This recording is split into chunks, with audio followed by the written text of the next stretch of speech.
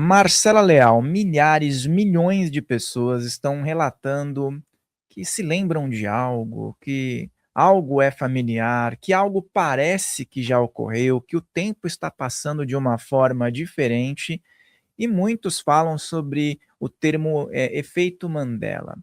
Como é que é a tua visão sobre todos esses assuntos e principalmente sobre esse termo que muitas pessoas até pesquisam, mas não conseguem compreender o que significa? Ok. Bom, o efeito Mandela, ele foi cunhado em 2009 por uma paranormal, e ela diz o seguinte, que isso por causa do nome Mandela, porque o Mandela, algumas pessoas, uma grande parte da população mundial, acreditava que o Mandela tinha sido preso e tinha morrido na prisão. E uma outra parte da população mundial acreditava que o Mandela tinha saído da prisão e continuado vivo por muitos anos e ainda deixou um legado para a humanidade. Nananã. Essa é a verdade. Só que muita gente acreditava que ele tinha morrido na prisão, inclusive eu. Se me perguntar até hoje, para mim, o Mandela morreu na prisão. E é um negócio que está na minha mente, que parece que eu aprendi assim. Só que essa não é a verdade. Quando você vai pesquisar a história do Mandela, você vê que ele saiu, e se eu não me engano, ele viveu ainda uns 15 anos antes de falecer. Eu não tenho certeza, mas foi assim, viveu muito tempo antes de falecer, fora da prisão. E o que eles dizem é que as pessoas têm acessado linhas temporais diferentes. Né? Existe uma teoria de que as pessoas estão acessando linhas temporais diferentes. E esse acesso de linhas temporais diferentes faz com que as pessoas vejam e acreditem e estejam em universos paralelos onde determinadas coisas aconteceram e outras não. Por exemplo, o Kit Kat tem um hífen ou não tem um hífen? Olha, é um debate isso, né? O que você acha? Kit Kat. Na minha cabeça, quando vem a palavra, não tem hífen. Então, para mim, tem hífen. Metade da população acredita que tem hífen e metade não. Por que isso acontece? Porque dizem que essas pessoas estão acessando linhas temporais diferentes, tá? E tem várias coisas, assim, por exemplo, o caso do Star Wars, que tem algumas pessoas falam que o Darth Vader falou para o Luke, Luke, eu sou o seu pai, né? E outra parte da população fala, não, ele não disse nada disso. E é muito crível para a pessoa que foi assim que aconteceu. E isso com várias coisas. Se você procurar na internet, você vai ver, até trouxe uma lista aqui de coisas. Posso ler para você? Claro, e eu fiquei até curioso. Se muito Kit legal. Kat tem hífen ou não tem? Kit Kat não tem hífen, você está certo. Ó, Luke, eu sou o seu pai. Correto. Não, eu sou seu pai. Eu não lembro dele falar, não, eu sou seu pai. Para mim, ele diz, Luke, I'm your father. Tanto que em inglês muita gente repete, Luke, I'm your father. E não, ele diz, não, eu sou seu pai. Essa é a verdade sobre o que ele falou no Star Wars. Enfim. Espelho, espelho meu. Vocês lembram da Branca de Neve? Sim. Espelho, espelho meu. Muitas pessoas lembram dessa frase, só que a versão original é diferente. Ela não fala espelho, espelho meu. Quero ver o que ela diz aqui. Essa tá na minha memória. Espelho, espelho meu tava na minha. Não é verdade. Aqui na pesquisa não achei o que ela diz, mas ela diz outra coisa. Ela diz meu espelho, alguma coisa assim. Matrix, Morfeu dizendo, e se eu te dissesse? Essa frase nunca foi dita no filme. Assim como o espelho, espelho meu, nunca foi dito pela rainha má lá da Branca de Neve, o Morpheus dizendo, e se eu te dissesse? Essa frase também nunca foi dita no filme. Outro, Pikachu, com a ponta do rabo preta. Vocês lembram do Pikachu com a ponta do rabo preta? Lembro. Não, a ponta sempre foi amarela.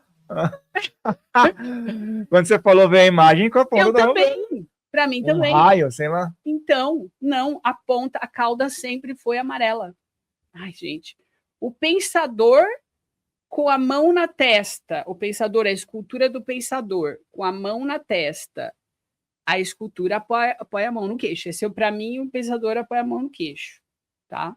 Para mim também. E o Monopoly, você conhece esse brinquedo, Monopoly? Monopoly é um que você faz uma, tipo, prefeitura, não é? Vai. Então diz que o homem do Monopoly não conhece esse brinquedo usando um monóculo.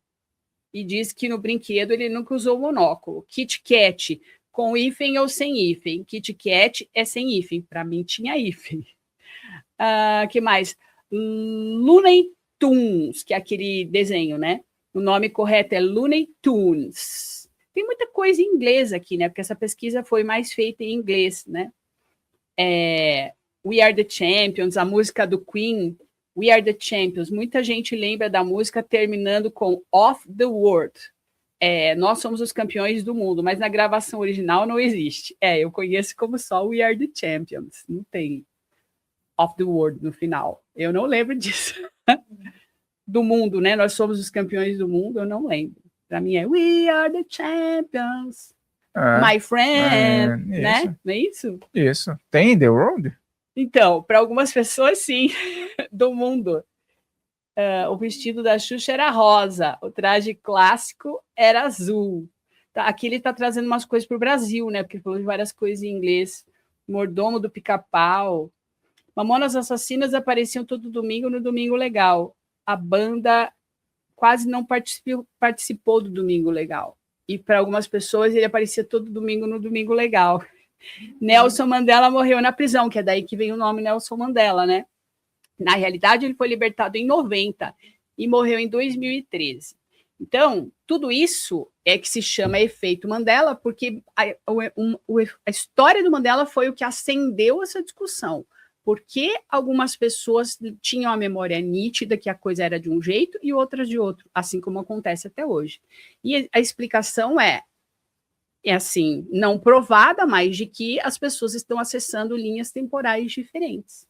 E aí vem a história do CERN, que aconteceu agora, que eu não sei se você ficou sabendo, que o... Eu vi lá no seu canal. Então, o CERN é um laboratório que existe na Suíça, que ele tem um negócio que se chama LHC, que se chama o Grande Acelerador de Partículas. Olha, isso é uma polêmica que já há muito tempo, esse acelerador de partículas, que é um negócio que tem 27 quilômetros, eles estão tentando reproduzir o Big Bang em laboratório, tá? Com partículas. Eles estão tentando diminuir e abrir o micro do micro do micro da partícula para chegar na possibilidade de se criar um Big Bang, que é algo muito complicado. Dizem que eles já conseguiram, inclusive, criar mini buracos negros dentro desse acelerador de partículas. O buraco negro, ele é simplesmente algo que destrói qualquer possibilidade de matéria. Ele é o oposto da matéria. É como se ele fosse o todo em essência. Assim, na minha visão metafísica, porque ninguém sabe o que tem dentro de um buraco negro, ele é o oposto da matéria. Tanto é que toda matéria que entra no buraco negro, ela se desfaz, porque ela não consegue continuar sendo algo separado do todo dentro do buraco negro. Então, você imagina, se eles realmente conseguissem construir um buraco negro um pouco maior, o que aconteceria com a humanidade? O que aconteceria com o universo? Entendeu? Ia ser sugado. Exatamente. O CERN, que é esse laboratório, eles deram uma pausa nas pesquisas. Agora, há um mês atrás, eles resolveram parar com as pesquisas do LHC, porque eles estão falando que eles vão reestruturar para ele voltar em 2030 mais forte. Isso é muito interessante, porque o que dizem é que o tempo, a sensação que a gente tinha de que o tempo estava acelerado é porque eles estavam fazendo essas pesquisas com o tempo dentro do LHC. Tanto que muita gente fala, nossa, é verdade, peraí, parece mesmo que o tempo voltou ao normal. Faz sentido para vocês? Porque estava bem acelerado e agora parece que deu uma amenizada nisso. Então, o que eles dizem é que algumas pessoas estão sentindo que o tempo desacelerou porque eles pararam de mexer no LHC e o LHC que estava produzindo essa aceleração do tempo. Só que, quando voltar em 2020, dizem que eles vão estar com a coisa pronta para ou acontecer, entre aspas, uma grande catástrofe, né, que poderia ser algo assim, porque você está mexendo com algo que, gente, está brincando de Deus, né? Ou se pegaram um universo ali paralelo e a gente transcender ou ir para um lugar de maior luz, que também existe essa teoria que muita gente fala, que a gente está saindo de um momento de sombra e indo para um lugar mais de luz, né, dentro da história da humanidade. Então, é isso. O LHC do CERN está parado, isso virou uma polêmica no mundo inteiro, faz mais ou menos um mês, assim. No Brasil eu não vi tanto, mas assim, nos Estados Unidos, o que tem de vídeo de fora do Brasil, de gente falando que o CERN tem a ver com a questão do tempo, e da gente estar sentindo agora o tempo não tá mais acelerado como era, que parecia que tipo, o dia acabava muito rápido e agora deu uma acalmada. Eu não sei se vocês estão sentindo isso. Olha, tá observando. Você falou 2030 que eles pretendem? 2030 eles vão voltar. Ah, é que você falou 2020, daí eu falei 2030. Desculpa, 2030. Vai que a gente tá voltando no tempo. Nossa, também. Não, eu falei errado, 2030. 2030 eles pretendem retomar. E é curioso isso, porque, então, supostamente, tudo que as pessoas relatam de experimentar, que nem para mim, outro dia eu tinha 18 anos. Isso é fato, sim, tá? Então, isso é uma coisa que a gente vai tendo essas percepções. Então, supostamente, nós vamos ter um período onde vai parecer que o tempo está no seu nível normal e a partir de 2030 pode desregular novamente, segundo essa teoria. E muita gente falou sobre isso. Inclusive, assim, eu não estava muito prestando atenção, mas tem uma pessoa que eu gosto muito, que eu cito bastante, inclusive, no meu canal, cito nas minhas entrevistas, que é o Matias de Stefano. Quando o Matias de Stefano falou que o CERN tinha mesmo, né, o LHC e o desligamento do LHC tinha mesmo alguma coisa a ver com o que vai acontecer em 2030, eu já falei, né? Eu levantei minha orelha e falei, bom, vamos observar mais, porque até agora, para mim, são só teorias. Mas é ele que vem falando sobre aquele cometa, que é o Apophis, que vai vir em 2030, que ele está fazendo todo um trabalho, né, justamente para que a humanidade saia do medo, porque o que ele diz é, o que vai definir o resultado desse cometa passando muito perto da Terra é o estado interno da humanidade, porque o que está dentro é igual ao que está fora. Se a gente não transmutar o medo enquanto coletividade, pode dar ruim. Então, o trabalho dele é preparar a mente da humanidade para que saia do medo e para que esse cometa passe sem causar nenhum estrago maior, entendeu? No caso, esse cometa pode passar perto e a frequência pode ficar meio tumultuada. É porque, na verdade, tudo que está acontecendo aqui fora é a gente que está decidindo, né? O que, como diz o Caibalho, o que está dentro é igual ao que está fora. No Curso em Milagres fala a mesma coisa. Só que a gente, enquanto coletividade, a gente produz o resultado do que a gente está sentindo dentro, mas existe uma resultante.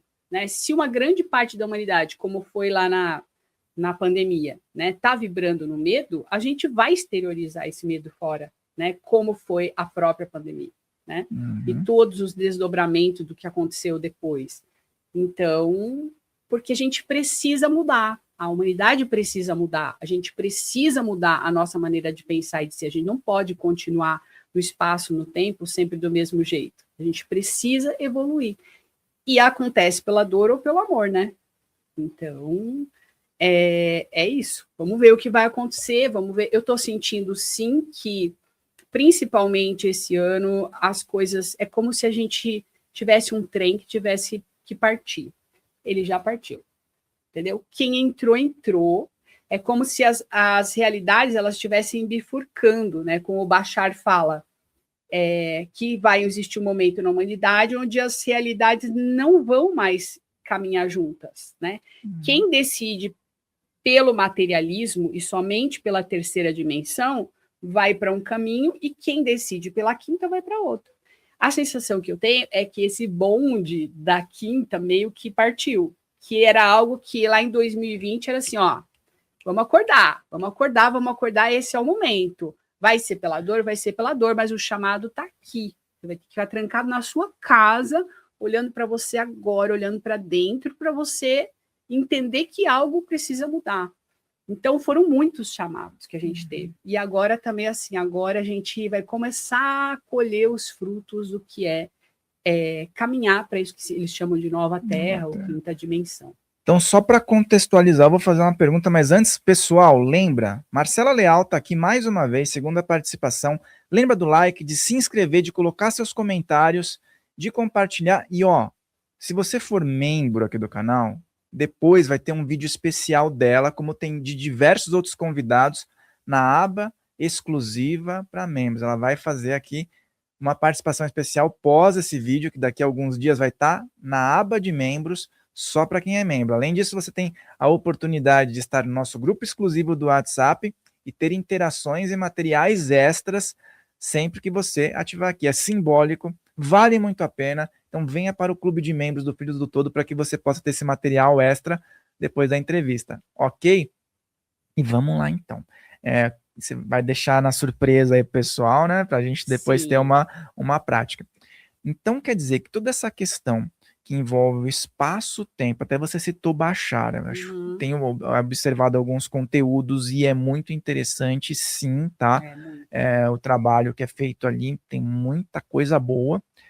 Então, pelo que você está falando e dentro do que a gente está conversando, nós estamos dentro de uma coexistência nessa questão frequencial de nova Terra ou quinta D. Algumas pessoas estão vibrando já nesse processo, e são pessoas que estão ali também tomando café, fazendo o dia a dia, mas aqui está diferente. E outras pessoas estão enraizadas ainda dentro de um velho formato. Seria isso? Seria. E é engraçado porque eu não sei se isso aconteceu com você, mas aconteceu com muita gente que eu conheço e está acontecendo comigo. Chegou um momento ali por volta de 2017, 2018, né, que eu entrei mais de cabeça mesmo no autoconhecimento. Eu era comediante, mas já estudava autoconhecimento, que eu fui meio que me afastando de determinados tipos de companhia, mas não porque eu condenava a maneira deles de existir, simplesmente porque a gente não se encontrava mais, porque os meus interesses eram outros. E isso acontece com muita gente que entra nesse caminho de autoconhecimento e espiritualidade. Você vai começar a se alinhar com um tipo de pessoa, com um tipo de pensamento e com um tipo de cenário que tem a ver com o que você decidiu para a sua vida. E aquelas pessoas, mesmo que você gostava muito, eu, no caso, meus amigos comediantes, muita gente eu não encontro mais, que eu encontrava direto, a gente não se encontra. E mesmo quando se encontra, é quase como se a gente não se ouvisse mais. Estou falando isso que eu encontrei outro dia um amigo meu na padaria, que eu amava, e a gente, tipo, ele me olhando assim, nossa, saí, né, enlouqueceu, foi para a espiritualidade. E eu olhando para ele pensando, nossa, realmente, né, nosso santo não bate mais. Então é como se ali para mim, naquele encontro, né, dessa pessoa que eu ainda gosto muito, mas eu vi assim, falei, cara, a gente realmente tá em realidades distintas, porque por mais que a gente tivesse se encontrado ali na padaria, é muito nítida e clara a opção dele para mim, né, do que ele decidiu para a vida dele. E ele é como se ele estivesse indo para um caminho que não é melhor nem pior que o meu, mas é diferente do meu. E eu tenho visto isso muito na minha realidade, no sentido dessas pessoas que antigamente eu me relacionava, que optavam por determinados tipos de comportamento, simplesmente desaparecendo da minha vida, e eu da delas, né? Não, ninguém brigou, não aconteceu nada, só que a gente, tá bom, tá tudo bem, né? A gente não se encontrar mais, e ao mesmo tempo outras pessoas surgiram. Isso, para mim, é um sinal muito claro dessa separação de realidades. Eu não sei se você percebe na sua vida, mas eu percebo muito isso na minha e tenho visto isso na vida das pessoas. Me lembra muito isso que o Bashar fala. Eu visualizo muito isso, dessa separação mesmo, das pessoas decidindo. Ele fala assim, que vai chegar um momento da humanidade que isso vai acontecendo muito aos poucos, que quem opta por mudar, né, expandir a consciência, está indo para esse caminho de quinta dimensão, e quem decide por resistir, por não olhar para isso agora, porque também é o seu caminho, vai para outro caminho. Então, essas realidades, muito gradativamente, vão se separando. E ele fala que em algum momento a gente não vai mais se ver. Então, como é que fala, que os evangélicos chamam de... Que arrebatamento? Esse arrebatamento, se você for olhar pela maneira do Bashar, é isso. O arrebatamento não é que um dia você vai acordar na sua casa e metade da sua família não vai estar ali porque Deus puxou para o céu. Não é assim, entendeu? Você vê o corpo da pessoa indo embora. É porque as pessoas decidiram por outros caminhos, que não tem a ver com o seu. E como você já sabe o que é importante para você, você vai ter que fincar o pé naquilo que te faz bem. Mesmo que isso custe se afastar de algumas pessoas. E tá tudo bem, né? Não tem problema nenhum. Outras pessoas surgem, né, que têm mais afinidade com a sua maneira de pensar, com a sua maneira de ser. Então, para mim, esse arrebatamento que os evangélicos falam é isso. Realmente as pessoas vão sumir das nossas vidas, mas não é da forma que a gente imagina. De tipo, desapareceram e o joio foi para um lugar e o trigo para o outro, os maus foram... Não, são só decisões diferentes, de caminhos diferentes. E esse tudo ou nada, né, que envolve essa figura do Bashar, né, é muito falado, mas é um tudo ou nada individual. Sim, totalmente. O universo é muito individual, né? E eu me identifico com o que você falou, porque justamente, né, de 11 anos, 12 anos para cá, né, mais ou menos, eu percebo a intensificação e também o distanciamento de pessoas que você dava muito bem, não tem por que se distanciar, não houve nada de desagradável, mas não bate mais a ideia, né? E é super normal, porque aí a pessoa encontra você e fala, tá mexendo com aquelas coisas lá, né? As coisas loucas. Aquelas coisas loucas, né? Melhor não contrariar, né? E você olha pra pessoa e fala, parece que essa pessoa também tá num formato que eu não consigo mais conversar. Não. Mas você tem ainda, estima aquela pessoa, né? E a pessoa te estima também, mas fica naquele universo diferente. Exatamente. E a gente entra dentro de uma larga questão. Você até colocou aqui uma frase, né, que eu vi lá sobre Deus não ter criado o mundo, né? Se você tivesse que explicar isso para as pessoas que estão assistindo, em que consiste essa frase, né, de Deus não ter criado o mundo? Tá. Então, antes de tudo, presente para você, já que a gente entrou no assunto. Esse aqui é um Curso em Milagres em quadrinhos. Oh, que legal. Deixa eu mostrar para o pessoal aqui. O universo é um sonho. Os segredos da existência revelados. Aqui, pessoal. E é de um francês. Alexander Marchand. É muito legal este livro. Até abrindo a parte da laranja mecânica aqui. É muito legal. Ele traz todos os conceitos de um Curso em Milagres de uma forma muito divertida. E uma das coisas que é uma ideia central de um Curso em Milagres é o fato de Deus não ter criado o mundo. Que, na verdade, ele explica o seguinte, é muito parecido com o que o gnosticismo dizia, por exemplo, que o mundo não foi criado por Deus, foi criado pelo demiurgo, né? Ou como na Bíblia se diz, o mundo jaz no maligno, né? Porque o mundo foi criado por Lúcifer, sei lá. O que ele diz é que Deus não criou o mundo porque a essência continua sendo essência. E Deus, ou a fonte, mantém a fonte sendo fonte. Então, tem uma ideia central dentro de um Curso em Milagres que diz o seguinte, Deus, por extensão de si mesmo, né, que é aquela história que muitos dizem, ideia de separação, né, dualidade, unidade, criou um filho único, que somos todos nós, criou um filho único dentro de si mesmo. Este filho único teve um pensamento à parte de Deus. Ele pensou assim, e se eu fizesse como Deus fez comigo, né? Deus me criou, só que eu só posso estar dentro de Deus, eu não posso estar fora de Deus. E se eu, como Deus me criou, criasse algo também? eu posso, Deus me criou, né? Eu tenho o mesmo poder de Deus, eu vou fazer um negócio só meu, aonde Deus não vai entrar, vai ser só meu. No momento que ele teve essa imaginação, Big Bang. Porque isso acontece fora da unidade, aí vira dualidade, aí começa a separação sujeito e objeto. A partir do momento que este Filho de Deus tem essa imaginação de querer fazer algo à parte de Deus. Mas, se você olhar para o mundo, né, e aí um curso em milagres e vários outros caminhos filosóficos, o hinduísmo, por exemplo, fala disso, o mundo é maia, o mundo é ilusão.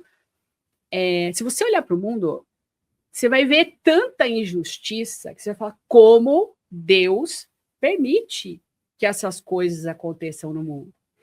E aí faz muito mais sentido a teoria de um curso em milagres que Deus não tem a ver com as criações do mundo. Essas criações são feitas à parte de Deus. É como se a gente estivesse viajando, tivesse um sonho de ter criado algo à parte de Deus. E a gente está viajando neste sonho de que existe algo separado. Mas nós ainda estamos em Deus e somos um com Deus em essência. Então, é essa a teoria base de um curso em milagres que é super polêmica, mas que está na base de várias filosofias, né? No Vedantismo se fala isso, o mundo é maia, o mundo é ilusório. O próprio gnosticismo também fala sobre isso, que Deus não criou o mundo, quem criou o mundo foi o demiurgo. E isso explica o porquê que as pessoas falam, peraí, mas uma pessoa mata a outra, tem tanta injustiça aqui, onde está Deus? Deus está esperando que você vá em direção a ele, porque ele não dá realidade às ilusões, ele não pode dar realidade às ilusões, você tem que lembrar que você é luz.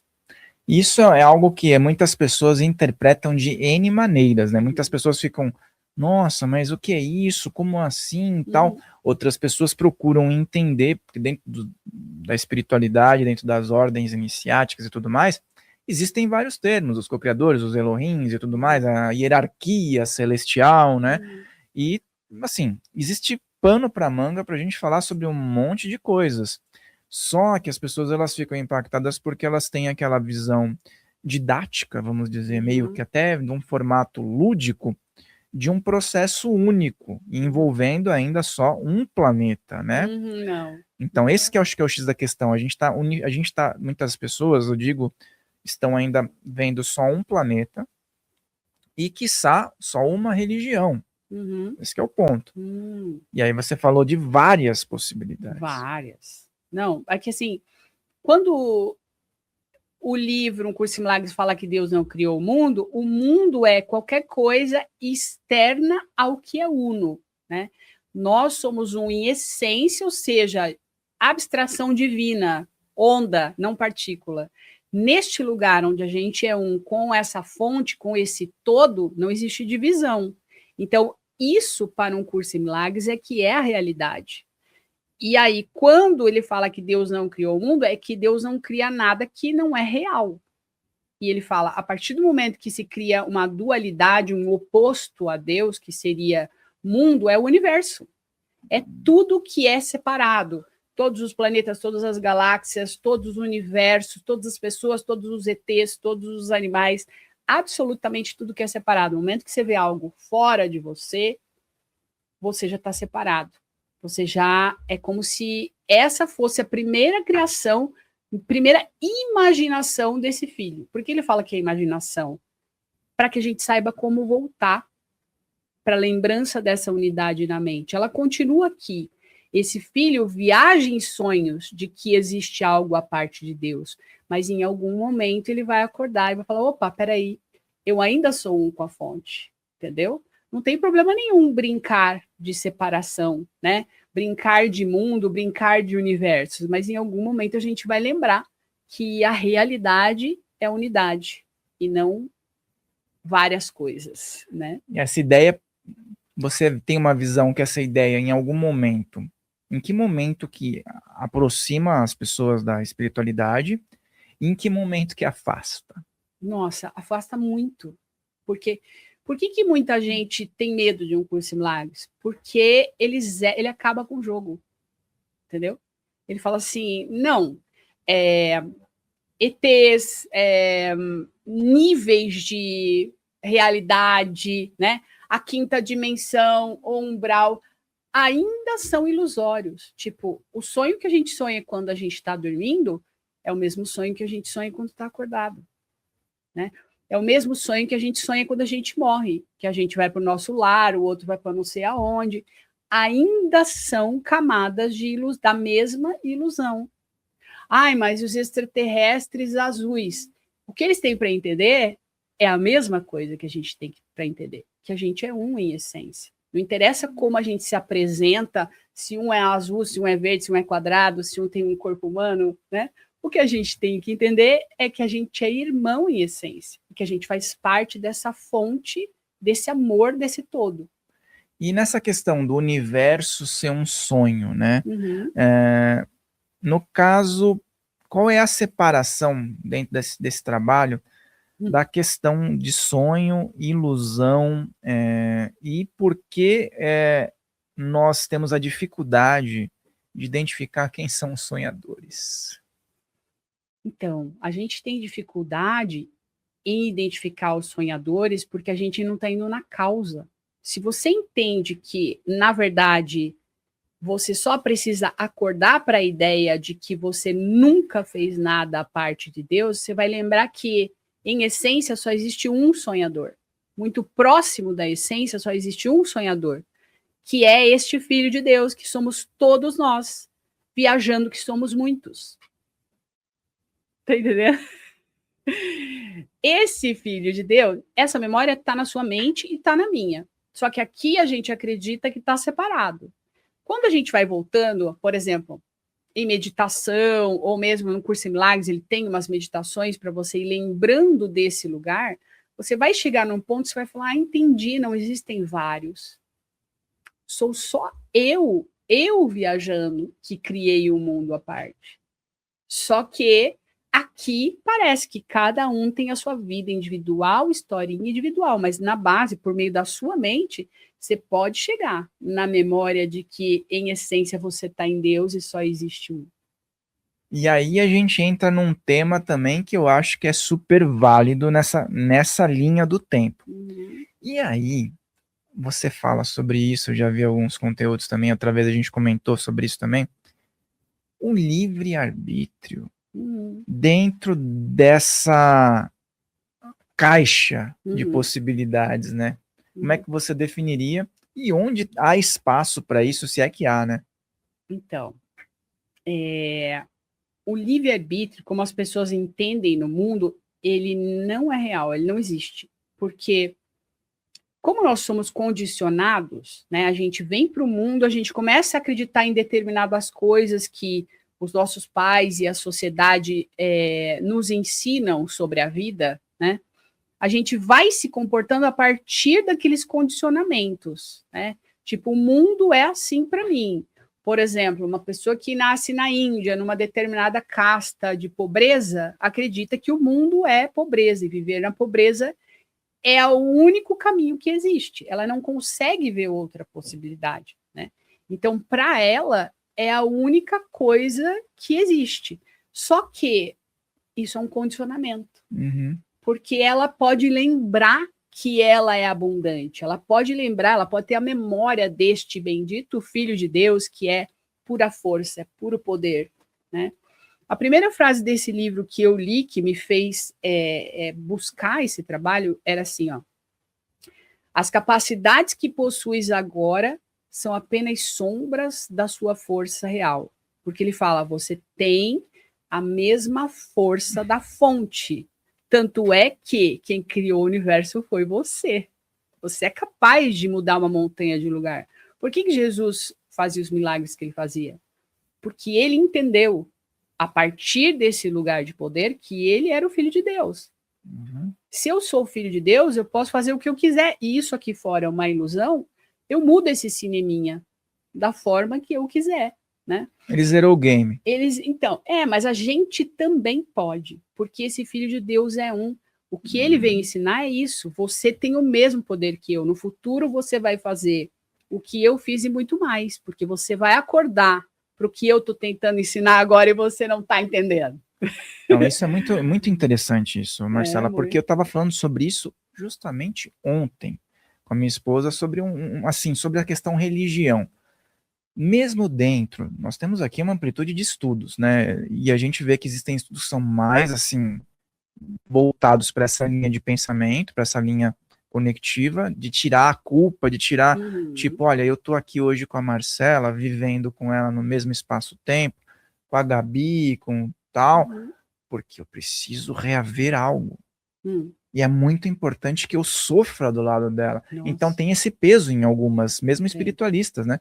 Que você precisa sofrer para reaver algo e que você precisa se doar para uma causa, se esgotar, e de repente as pessoas elas continuam dentro de uma bola de neve, né? É a roda de Porque Sansara. ao tentar ajudá-la, ela se afunda mais às vezes. Com certeza. Essa é a roda de Sansara.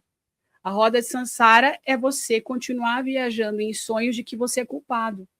O curso em Milagres fala que a base de todo o sofrimento está na culpa, de acreditar que você se separou de Deus. Só que em algum momento você vai lembrar que você nunca se separou, que essa separação não é real. Você se sente culpado inconscientemente por estar afastado da fonte. Só que a pessoa não sabe que é isso, né? E todo mundo sente essa culpa. O ateu sente essa culpa, o religioso sente essa culpa, um espírita sente essa culpa. Todos nós sentimos essa culpa, que é a base que mantém a gente dentro da roda de Sansara.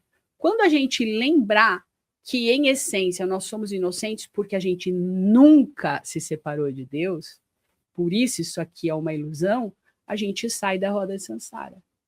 Entendeu? E até o lance da religião e do ateu, você colocou, eu acho que também é super válido a gente falar. Porque às vezes você fala pro religioso, ele fala, porque é o certo a fazer, porque tal, tudo bem, as pessoas têm valores e né, o ego também tá junto, as pessoas fazem as coisas que acreditam serem certas ou não. Mas por trás do religioso sempre tem uma coisa espiritual, uma sensação de culpa ou de karma, vamos dizer assim, né? O ateu não acredita em tese em nada disso. O ateu ele tá fora desse tipo de análise, vamos dizer. Mas muitas vezes ele fala, não, mas é errado fazer isso, eu devo fazer isso. Ele tem crenças com outros nomes, né? Claro que tem.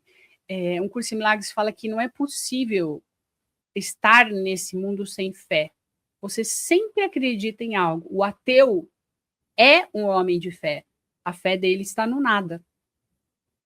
Entendeu? Então, ele acredita no nada.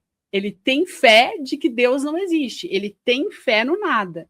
Então, ele está colocando a fé em algum lugar. Né? Mesmo que seja, eu tenho fé de que Deus não existe e nunca existirá. Tá bom, entendeu? Só que... É porque o karma, ó, aqui, ó, eu vou dar um toco nessa aqui. Ó, eu gerei um karma em relação a isso.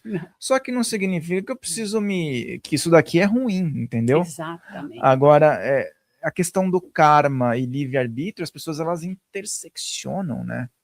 Então, o karma é o seguinte, o karma não é assim, eu tenho que viver 252 vidas para sair da roda do karma. Depende. Quando você quer acordar? Você pode acordar agora.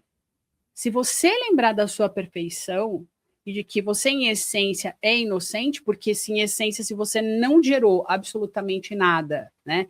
Esse universo, a parte de Deus, você está em Deus, você é unidade, você é amor, você é pura luz. Se você lembrar disso agora, seu karma acabou agora, porque é você que decide quando seu karma acaba.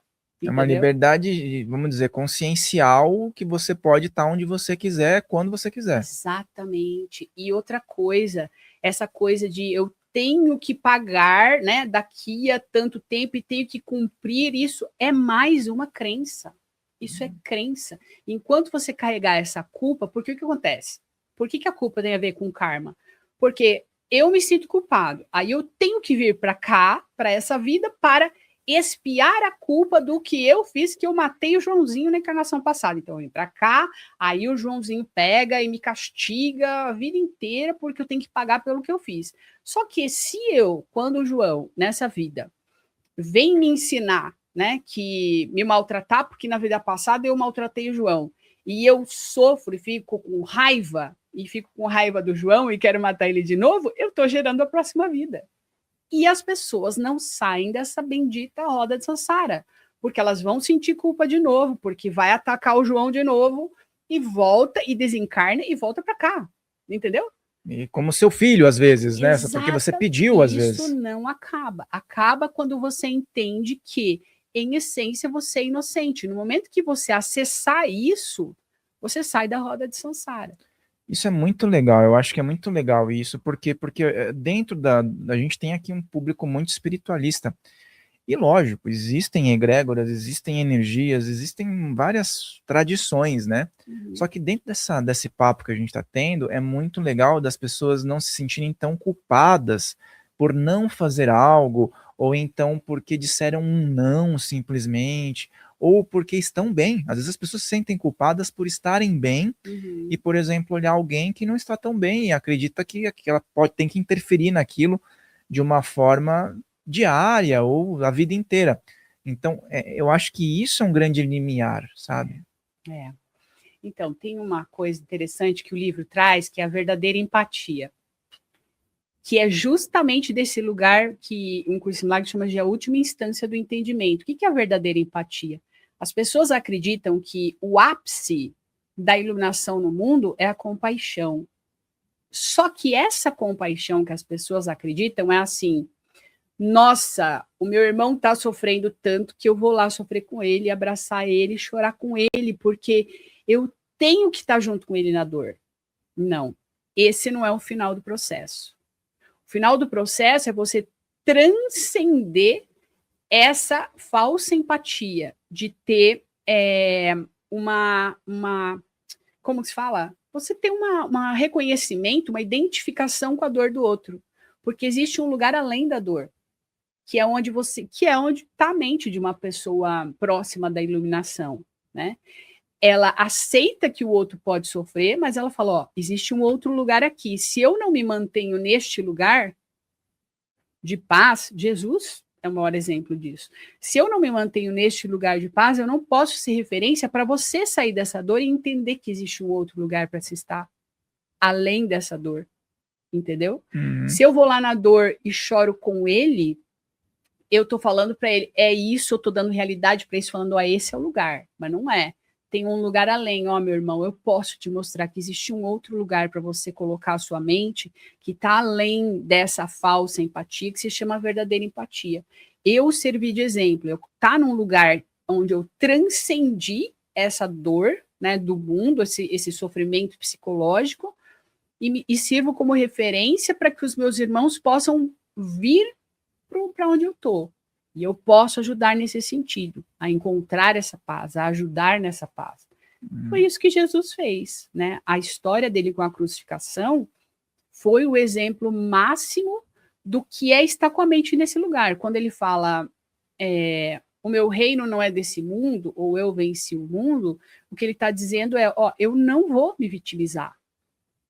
É essa a aula máxima que eu vim dar nesse mundo, né? O meu reino não é desse mundo. E tanto é que você pode pregar a minha mão, você pode pregar o meu pé, você pode criar o maior sofrimento no meu corpo, eu não vou te atacar. Eu não vou dar realidade para esse mundo, porque o meu reino não é desse mundo, esse mundo não é real. Eu não vou te odiar. E isso é o que libertou as pessoas dos pecados. Ele falou assim, ó, você é inocente, eu sei que você está pregando minha mão, que você está inconsciente, mas eu sei que você é inocente, então eu não vou dar realidade para você, sentindo raiva de você, odiando você. Esse, para mim, é o maior ensinamento de Jesus, assim.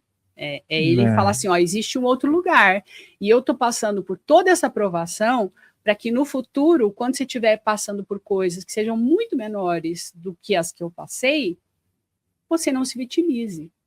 Você consiga sair dessas questões também. Utiliza o meu exemplo, tá aqui, ó. Entendeu? Ah, eu vou te matar, beleza, pode me matar. 3 dias depois eu tô aqui de novo. A morte não existe. Exatamente, foi bem isso. No morro, Exato. ele tipo, não estava dentro de um sofrimento em relação a isso, porque ele estava num nível absurdamente elevado. Só que as pessoas hoje, elas problematizaram, né? A vinda deste ser foi problematizada, né? Porque aí elas tiraram esse negócio, porque assim, o cara pegou e falou assim, você pode me dar esse copo d'água na minha boca? Aí ele falou, pera um pouquinho, vou te ensinar como é que enche isso daqui, e aí você mesmo pode tomar água. Exato. Só que a pessoa fala assim, não, eu quero que você me dê na boca e eu não quero saber nem como é que faz. É esse que é o problema. A terceirização, né? Inclusive, a segunda vinda de Cristo, que para mim é um dos grandes equívocos da humanidade, é acreditar que o cara vai ter que vir aqui de novo. Depois de tudo que ele fez, tudo que ele ensinou, ele tem que vir aqui de novo. Quer dizer, se ele vier aqui de novo, a gente não aprendeu nada. A segunda vinda de Cristo, na minha visão e desse livro, é você entender que você tem Cristo dentro de você. Quando ele fala, você pode fazer as coisas que eu fiz e muito mais, essa é a segunda vinda de Cristo. É eu encontrar com Cristo dentro da minha mente, e entender que eu também sou Cristo. Eu também sou Cristo. Não é colocar ele num pedestal e falar, não, mas ele é Jesus, né? Ele podia amar, eu não posso. Olha como a gente tira a responsabilidade. Eu vou continuar com a minha raiva, eu vou continuar com a minha mágoa, porque eu não sou Jesus. E o que ele diz, ele chama a gente para essa responsabilidade. Ele fala, não, a segunda vista é você entender que você tem essa responsabilidade também, que você pode amar como eu amei, e que você pode fazer tudo o que eu fiz e muito mais, mas você vai ter que assumir isso, e vai ter que amar as pessoas como eu amei, porque você pode. Se eu, dentro de um corpo humano, fiz tudo o que eu fiz para te dar o exemplo, é porque você também pode. É uma linha do tempo, uma narrativa que vai ligando a outra, né? Acho que foi alguma mentalidade, percebeu o quanto era interessante tudo isso que foi falado, falando, peraí, a gente pode colocar isso como um chamariz para as pessoas terem algum receio, né, de fazer algo, né? E tem um cara lá, ele que vai resolver, então deixa a pessoa aqui, exato, do jeito que ela tá, e quando ela tiver um problema, ela fala, Jesus, ou então qualquer outra divindade, tá com você. Você resolve os meus problemas, né? Então, acho que a humanidade começa a entender o valor de todos esses seres, mas começa a querer aprender de fato, não é terceirizar, né? E por falar em terceirizar, você fala a respeito da psicoterapia e tudo mais, e uma exposição diferente, né? E por que poderia ser uma faca de dois gumes? Ok. Claro, tudo que eu trago, muito do que eu trago, eu aprendi com esse livro, né? Ele vai para a metafísica da metafísica. Tudo aquilo ao qual você dá realidade, você está colapsando a função de onda. Ou seja, dentro da sua própria vida, ou, inclusive, na vida de outras pessoas. O que ele está dizendo? O seu pensamento tem poder. Quando um psicólogo ou um psicoterapeuta está com uma mente muito na materialidade, e só na materialidade, e um paciente chega trazendo um problema ou uma questão, ele olha para aquele paciente, mesmo que ele não diga, só o fato dele ouvir julgando na mente esse paciente, ele está criando uma impossibilidade da resolução do problema. Porque se ele julga na mente, por exemplo, a dona Maria tem um problema com o marido, né? Ele tá ali ouvindo, ele tá, dona Maria, claro, não, claro, super entendo, nananã, mas na mente dele tá assim, nunca que essa mulher vai se dar bem com esse marido, porque ela é assim, da mente tá assim. Ele tá colapsando a Maria problemática. Ele continua mantendo a Maria problemática na mente dele e existe essa Maria problemática no mundo. Então, ela vem para receber um alívio, um auxílio da resolução da questão, só que não tem, do outro lado, uma mente sem julgamento ou com o mínimo de julgamento possível para que a Maria, por meio da mente dessa pessoa, consiga ver uma outra possibilidade para a vida dela. Isso tudo é muito inconsciente o que eu estou falando. Por que eu estou falando isso? Porque neste livro tem o suplemento de psicoterapia, e no suplemento de psicoterapia ele ensina o psicoterapeuta a fazer esse trabalho, de não julgar, porque pode ser o melhor psicólogo, psicoterapeuta do mundo. Se a mente desse psicoterapeuta está na negatividade, está na treva, está na não possibilidade, como é que ele pode entregar qualquer coisa? Mesmo em silêncio, a mente dele não está ali, ele não está presente, a mente dele está no caos. O que ele tem para entregar para essa pessoa? Entende? Mesmo no silêncio, não, mas eu estava ali, o seu corpo estava ali, né? Mas a sua mente ou estava julgando, ou você estava pensando no boleto que você tinha para pagar. A gente influencia, sim, não existem pensamentos neutros, a gente influencia na vida dos outros e na nossa própria vida também. Então, nesse trabalho, ele vai ajudando a gente a limpar a mente desses julgamentos para que a gente esteja no mínimo de neutralidade possível, para quando chega uma outra pessoa para falar sobre alguma questão com a gente não julgue e consiga ajudá-lo. Porque só se você tem alguém com uma mente aberta para a luz, aberta para o infinito, né, não julgando aquela pessoa, às vezes a solução surge. E não é nem da minha mente nem da dele. Mas se você tem a esperança de a solução para essa pessoa existe, e você está só ouvindo atentamente essa pessoa sem julgar, a solução aparece.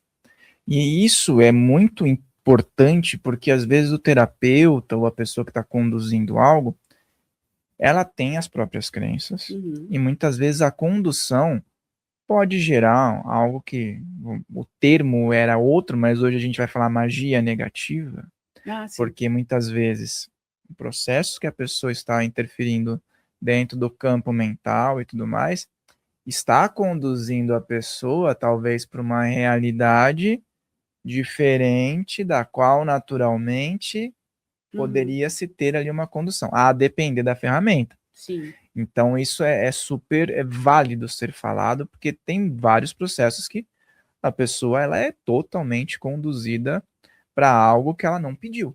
Exatamente. Ou sai pior do que entrou também, né? Ou sai pior do que entrou. Lá no curso, nos grupos, né, de estudo de um curso em Milagres, a gente tem uma parte onde a gente conversa, que é como se fosse uma mini terapia antes de começar a aula. Então, uma pessoa traz uma questão e a outra pratica o não julgamento, que é para a gente aprender a libertar nossa mente, porque libertar a nossa mente não é só para quem está na nossa frente, é para nós mesmos. Se eu não julgar o outro, eu não estou julgando a mim mesmo. E tem 3 conceitos muito simples, que é, para quem está ouvindo, retirar a culpa, retirar o medo e elevar o autoconceito. Retirar a culpa, retirar o medo e elevar o autoconceito. Porque se a pessoa chega com um problema, ela está no medo. Ou ela está na culpa, ou ela está se sentindo péssima. Então, você usando pelo menos essas 3 coisas quando você está conversando com o outro, você já ajuda a pessoa, entendeu? Você já está mostrando uma outra visão que a pessoa não tem, porque a mente dela está encarcerada numa única possibilidade chamada problema. E quando você traz uma outra possibilidade, né, que alivia um pouco a dor daquela pessoa, mostrando uma outra alternativa ali, você já ajuda demais a pessoa, porque todo mundo condena, mesmo que seja na mente, né? Olha para a nossa mente, ela é programada pelo ego a ver o que separa, né? A ver o que está errado no outro, o problema. Se você só ouvir sem julgar, você já está ajudando e muito. E quem faz isso? Exato, e outro dia até ouvi uma pessoa falando, mas se retirar a culpa, então quer dizer que a mente vira uma mente psicopata? Eu falei, pera um pouco, mas a gente está falando de outro nível aí. O psicopata ele não tem empatia, o psicopata ele tem várias outras questões, não é só isso. É porque a pessoa falou, mas então, você não tem culpa, eu posso fazer o que eu bem entendendo, mas não é isso também, entendeu? Não é. E eu tenho um vídeo, acho que no meu canal eu já fiz um vídeo sobre esse tema. Qual por que por fora, né, desculpa, na aparência, o psicopata e o iluminado parecem muito por fora, né? Só que, na verdade, eles estão em oitavas completamente diferentes. Porque, assim, o psicopata não sente nada porque ele jogou para um lugar muito inconsciente toda a dor de reconhecer tudo que ele precisa reconhecer, toda a mágoa, todo o ressentimento, todo o trauma, tá? Ele cimentou num lugar que ele simplesmente não acessa. E é por isso que ele não sente nada. Mas para que ele para que ele saia disso, e ele pode, eu não estou falando que em uma vida, tá? Ele vai ter que olhar para todos esses sentimentos que estão represados, reconhecer esses sentimentos, sentir esses sentimentos, entrar em contato com todo esse trauma, essa sombra que está nesse inconsciente e transcender, e entender que nada disso é real. Só que ele tem que libertar isso, entendeu? Tem que entrar num nível de fragilidade, né, de exposição da própria mente, que ele não quer olhar para nada disso. Então, ele suprime. O iluminado não. O iluminado, o mais próximo da iluminação, é a pessoa que já passou pelo vale da sombra e da morte, entendeu todos os sentimentos, trouxe para fora todas as vergonhas, todas as culpas, e jogou tudo isso na cara da luz, e a luz dissolveu.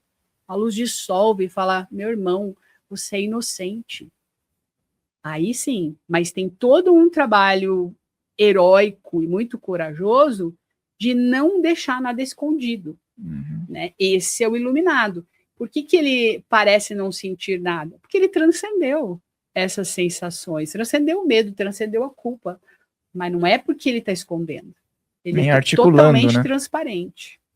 É tipo, não tá articulando nada em benefício próprio. Ele sabe da liberdade que ele tem, mas ele se coloca na disposição de não interferir.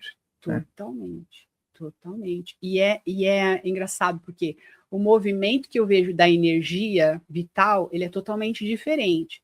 O iluminado, a energia vital, ele aceita tudo, ele aceita tudo que Deus, a fonte, tem para oferecer, e ele entrega para o mundo. Então, ele é só gratidão, porque ele aceitou que ele tem tudo, e aí ele começa a entregar para o mundo. Ele só entrega, ele não quer nada do mundo. Ele tem tanto, ele reconhece que ele tem tanto, né? Ele é tão abençoado, talvez seja uma palavra melhor, abundante, que ele só entrega. Por isso a bondade, né? No sentido de, cara, eu não tenho nada para tirar daqui, eu já entendi que eu tenho tudo. Por isso eu sou feliz, eu tenho tudo e está tudo aqui dentro de mim.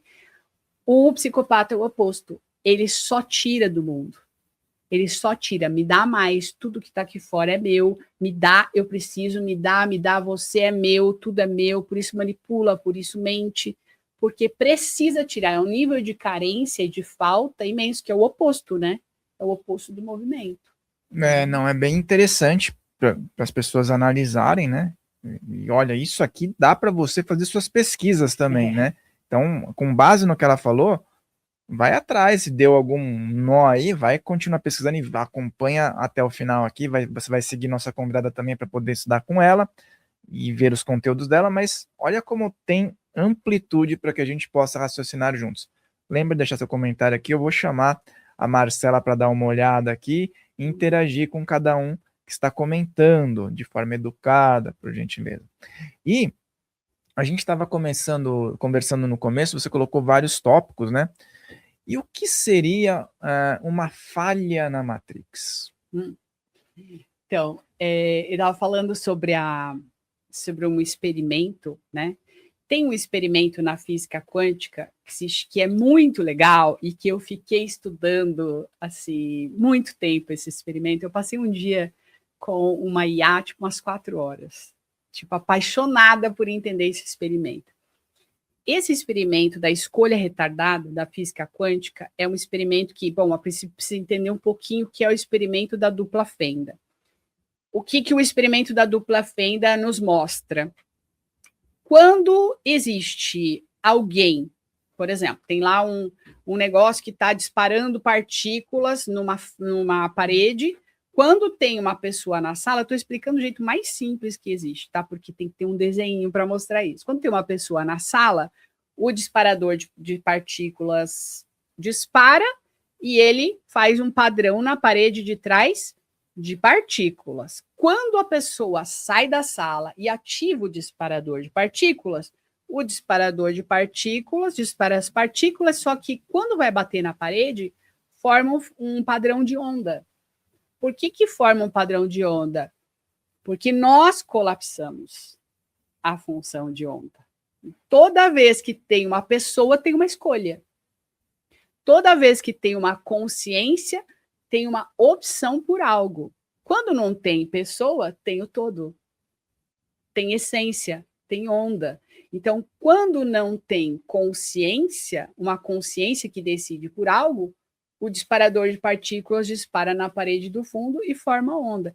Esse é o experimento que eu acho que todo mundo que estuda espiritualidade deveria, na minha humilde opinião, entender, porque ele é um explodidor de cabeças. Você não vai ser a mesma pessoa depois de você entender o experimento da dupla fenda, se você entender, né? Porque não é difícil de entender. Você realmente entende, entendi. Então, quando não tem ninguém olhando, tudo é oceano de possibilidades. Quando tem alguém olhando, a possibilidade que vai aparecer no cenário é a que é a mais próxima do que as crenças dessa pessoa acredita. Mas alguma coisa ela vai colapsar. Entendeu? E a gravata da Hélio Couto? Então, calma. Não, vamos chegar lá. Então, aí o que acontece? Aí aconteceu duas coisas. Aliás, isso acontece bastante comigo, que é o experimento da escolha retardada. Ele fala assim que você pode mudar o passado, que é, eles fazem o experimento, aí eles fora da sala, eles fazem o experimento e vão entrar na sala e falam, ok, nós vamos decidir medir. Então, o que eles estão dizendo? Nós vamos, depois do experimento pronto, aferir o que é o experimento, ou seja, nós vamos colapsar matéria depois que o experimento já foi feito. E eles vão entrar na sala e vão ter um resultado de colapso. Ok, nós não vamos medir. Então, do lado de fora da sala, vão olhar, o resultado é a onda. Então, o que eles entenderam com esse experimento é que, mesmo que o experimento já tenha acontecido, você pode decidir no futuro mudar o passado. Você pode decidir mudar o passado. Então, no meu canal tem explicando, porque aí eu coloco tudo bonitinho, todos os experimentos explicando o que é. Aí aconteceu na minha vida, por exemplo, acontece na minha vida assim. Vou explicar o que é. Eu tô numa lanchonete. Daí eu peço uma coxinha. Daí eu sento na mesa e falo, eu quero um café e uma coxinha. Aí eu peço a coxinha e aí o garçom vem trazer na mesa. Só que antes do garçom trazer, eu penso assim, poxa, pensando bem, eu acho que eu queria um pão de queijo. Aquele pão de queijo estava tão mais bonito, né? Só que eu já escolhi a coxinha. Então, eu resolvi decidir outra coisa. No passado, eu já tinha decidido a coxinha. Quando o garçom chega na mesa, ele traz o pão de queijo. E aí ele olha para mim e fala, moça, desculpa, é verdade, você tinha pedido a coxinha. Eu falei, não, você trouxe o certo, tá tudo bem, é que eu mudei de ideia. Como é que você vai explicar isso? Entendeu? Porque, na verdade, a escolha já tinha sido feita, o passado já estava definido. O passado era coxinha. Como é que ele muda para pão de queijo? Porque eu, no futuro, penso, eu quero um pão de queijo, eu não quero mais. Mesmo que eu já tenha decidido, eu posso mudar aquilo que eu já tinha decidido lá no passado. Entendeu? Não. Não, é um negócio, eu não entendi. Tá. É um negócio que dá um nó no cérebro da pessoa, porque a pessoa também pode dizer assim para os mais céticos de plantão, as pessoas que... uma acaso. Coincidência. É uma coincidência. Foi uma coincidência. Sim. Tá, eu vou dar um outro exemplo agora. Perdão de um curso em milagres. O perdão de um curso em milagres é um exemplo do que é a escolha retardada, que é assim, você passou por uma situação no passado muito traumática, tá? E aquilo te causou algo que é uma raiva que você sente até hoje, é uma sensação de não poder, porque por conta desse trauma, por conta daquilo que você viveu. Só que em algum momento você faz lá um trabalho de autoconhecimento, seja o que for, que você transcende aquela questão. Você olha para o passado e, ao invés de olhar como se você fosse uma vítima, como se aquilo fosse a pior coisa que tivesse acontecido para você, você olha e fala assim, pera, pensando bem, depois daquele acontecimento é que eu mudei a minha visão a respeito de tudo, eu fui começar a estudar, eu mudei a minha consciência. Então, aquele evento que foi o pior da minha vida também foi o catalisador de tudo de melhor que eu estou vivendo até hoje, porque se não fosse aquele evento, a minha vida não teria dado uma guinada e eu teria seguido outro caminho que hoje me faz ser uma pessoa muito mais feliz. Então, eu estou olhando para aquele passado de maneira completamente diferente, com agradecimento ao invés de olhar com mágoa. Isso é o ressignificar o passado, entendeu? Isso é o experimento da escolha retardada, porque a partir do presente, eu olho para o passado e ressignifico e falo, nossa, ele é completamente diferente para mim agora, e eu tenho muita gratidão por tudo que aconteceu, mesmo tendo olhado por tanto tempo aquilo como algo ruim para mim. Esse é o experimento da escolha retardada na prática. É uma coisa que todos nós passamos e às vezes tem que nem você falou da sua carreira na comédia, na parte artística, né, no stand-up e tal. Você tomou uma decisão. Hoje você não estaria falando com essa profundidade nesse assunto se eu estivesse fazendo um stand-up ali, talvez você poderia até adaptar, mas você, em um momento, criou essa linha temporal, exatamente. E se desvinculou de algo que você já tinha criado também, que levou você para uma carreira sólida num outro segmento, que não estão se conversando no momento. Sim, com certeza. Foi que você deu até o exemplo de amizades anteriores, né? Sim, com certeza. Tem posso falar só mais um exemplo? Claro.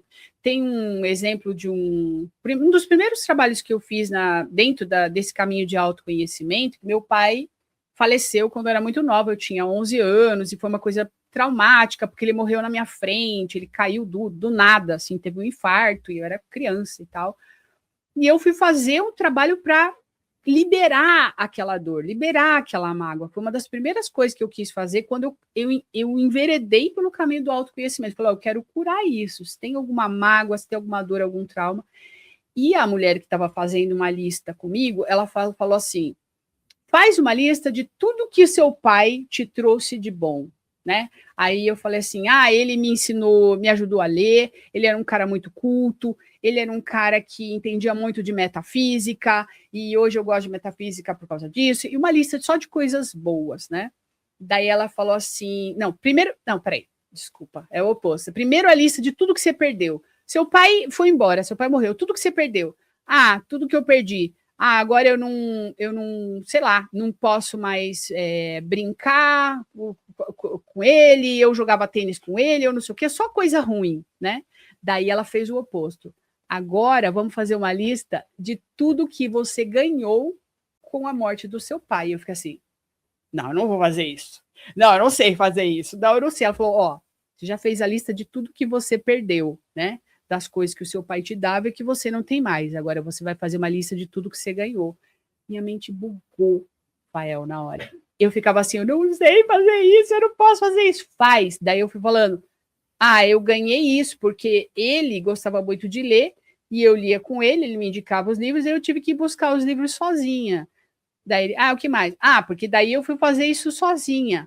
Porque daí eu fui aprender isso sozinha. E todas as coisas que ele tinha me ensinado, eu meio que adquiri a força de fazer sozinha. Chegou um momento que minha mente explodiu, assim, e eu comecei a chorar de gratidão, falando, dela olhou para mim e falou assim, você consegue perceber que o seu pai morreu por amor? Nossa, a hora que ela falou isso, tipo, eu entendi tudo. É claro que eu vou morrer para a Marcela ser feliz, não é isso.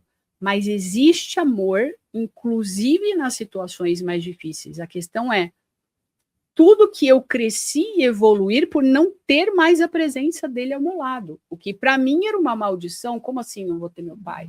Que era uma pessoa que eu amava tanto. Nossa, olha o tanto que eu evoluí, justamente por não ter ele e ter que fazer as coisas, né, sem ele, indo atrás de tudo que ele me dava de mão beijada. Então, eu consegui reconhecer isso e reconfigurar esse passado, que a partir do presente, você muda o passado. Esse é o experimento da escolha retardada da física quântica. É muito interessante esses exemplos, né? Porque quando a gente fala sobre espaço-tempo, ou realidades paralelas, ou passado, ou o futuro, as pessoas tendem a ter um certo sentimento, que o passado tende a gerar uma tristeza, ou então uma nostalgia, e o futuro a gerar expectativas ou ansiedade ou o medo, né? E aí você coloca como se, dentro da tua experiência, isso não precisa ser uma base criteriosa, né? Porque muitas vezes a pessoa tem medo de voltar ao passado por conta da dor. Tem medo de acessar o futuro por conta da incerteza, né? E aí a gente entra nessa questão da escolha que você fez aqui, ter criado questões no passado também. Sim, com certeza. Para muitos é inviável isso. Com certeza, é verdade. E tem uma outra coisa muito interessante a respeito de passado e futuro, que é, a gente estava falando sobre o Sansara, né? A saída é justamente no agora. Porque a ideia, né, um curso em milagres chama de sistema de pensamento do ego, que é o que mantém a gente na culpa e mantém a gente no Sansara. Ele fala que o sistema do pensamento do ego, o lema do ego é: busques o amor, mas não encontres. Então, busques a felicidade, mas não encontres. Então, você está sempre projetando para amanhã, sempre projetando para o futuro, e você fica nessa eterna busca, né? Do relacionamento perfeito, do dinheiro perfeito que vai te dar a felicidade perfeita, o status perfeito, só que esse futuro nunca chega.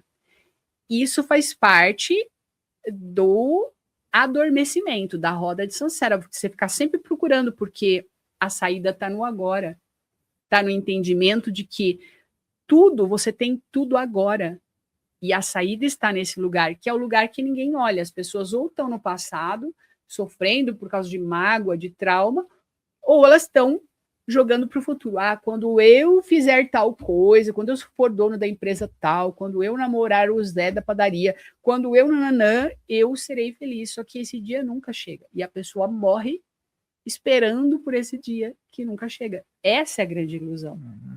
Fica protelando, né? É, que está no tempo, na verdade, são duas linhas diferentes. A linha da consciência, que é dentro do espaço-tempo, você está caminhando, mas a sua mente começa a expandir. Então, é como se o corpo continuasse no espaço-tempo, mas a mente começasse a se abrir para o entendimento do que é o todo e que você é ilimitado, né? Que você nunca nasceu e que você nunca vai morrer. E é isso que vai te dar paz, é isso que vai te dar bem-estar, é isso que vai te dar saúde. E a outra linha do tempo, que é a linha do ego, ela te mantém até a morte, caminhando ali, ai, tá, minha felicidade tá no amanhã, ai, vou fazer isso aqui, depois eu vou fazer isso aqui, depois fazer isso aqui, ai, acabou o tempo, morri, entendeu? Essa é a linha do tempo do Sansara. E a outra é a da mente unificada, da mente expandida, né? Que, por exemplo, a mente, a consciência, se você expande a sua consciência, se você solta essa mente conectada com a Matrix, que é o que nós estamos humildemente tentando fazer, né? Se você solta essa consciência, a epigenética já explicou, e tem essa explicação na epigenética, que você não ativa os genes relacionados ao passado familiar. Você tem no seu DNA determinadas possibilidades de doença, né, que vem da sua família, todos nós temos. Só que se a sua mente expande, você vai para uma outra frequência, uma outra vibração, você não sinaliza esses genes, para que se ativem, porque eles pertencem ao tempo, eles pertencem à família e ao passado que você teria que repetir em looping. Você está quebrando isso. Você é aquilo que fala, ovelha negra. Eu sou ovelha negra. Eu estou quebrando com o karma familiar. Por quê? Porque a sua mente expandiu e você não está mais acessando todo aquele passado, né? O ego fala, não, você vai ter que ser igual ao seu pai. Você vai ter que ser igual ao seu avô. Você vai ter os mesmos problemas de saúde que ele. Daqui a pouco você vai ter. Esse é o caminho do ego. Esse é o caminho do tempo. Esse é o caminho da Matrix. Se você expande a sua consciência, você já não está mais preso nisso, nem as questões genéticas você vai ativar. Você não ativa no seu DNA. Você precisa estar numa vibração baixa para você ativar as questões de passado. Você tem que acreditar no tempo linear. Tem que acreditar que só o tempo linear é real para que você ative no seu DNA as questões dos seus familiares, porque você tem que repetir isso e continuar na roda do karma. Então, a questão da epigenética é muito curiosa também, porque ela quebra um ciclo, né? A pessoa consegue quebrar um ciclo que não só de forma biológica, mas até de forma psicológica, se é colocado, né? Porque a pessoa fala, seu pai, seu avô, seu tio teve isso, tá?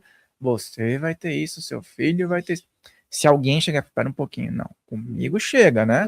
Vamos mudar tudo isso, daí para daqui para frente o chega também vai ter passado para adiante. Pode criar outras coisas? Pode. Sim. Né? E até o ponto que você falou, existem pessoas que reclamam porque elas lamentam dizendo, poderia ter começado um ano atrás, né? Algo, mas poderia não ter começado e poderia estar começando daqui 2 anos. Então, é muito relativo, né? E o que é o ponto ômega?